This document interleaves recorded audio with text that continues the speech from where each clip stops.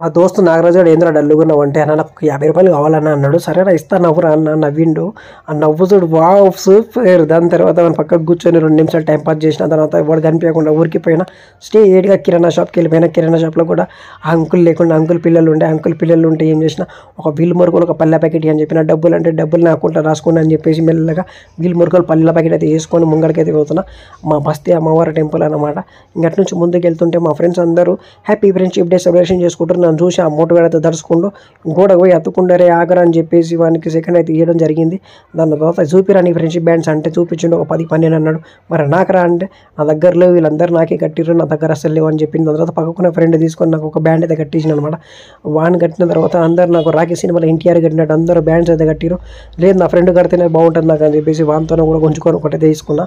ఇంకా ఆడికెళ్ళి వాళ్ళందరికీ నైట్ ఒక ట్రీట్ ఇద్దామని చెప్పేసి వాళ్ళకి ఒక ఆఫర్ ఇచ్చిన. ఈరోజు అందరికీ థమ్స్ అప్ గుడ్డే బిస్కెట్స్ అని చెప్పేసి స్ట్రెయిట్‌గా నేను